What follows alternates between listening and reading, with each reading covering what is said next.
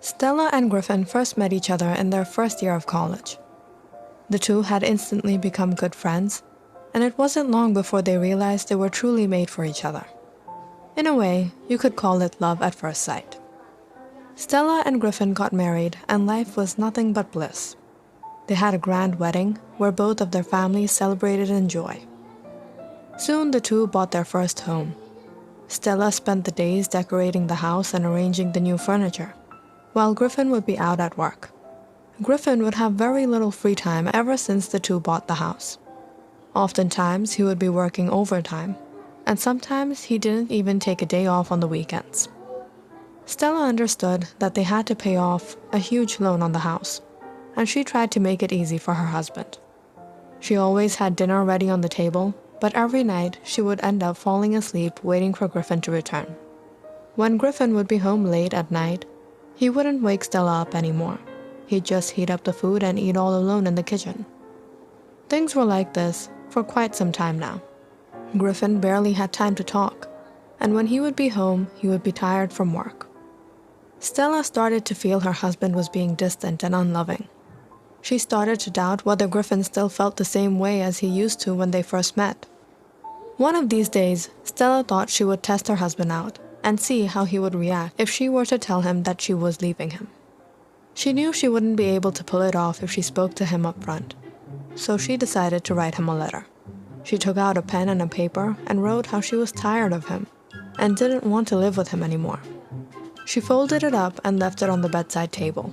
She knew it was petty and perhaps a little immature, but it was more of a prank than anything, right? She left the paper there and hid under the bed until Griffin got back home.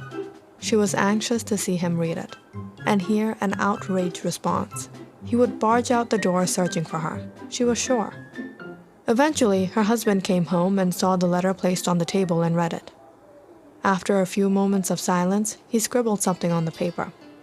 He then hurried to the closet and started changing his clothes. He was whistling and humming cheerful tunes that Stella never even heard before.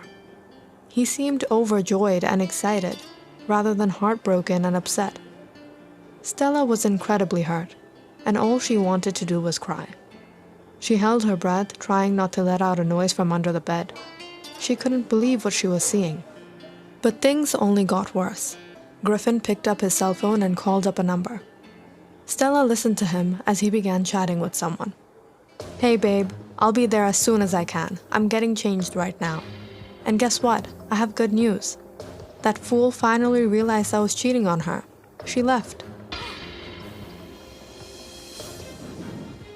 I made the wrong decision to have married her in the first place.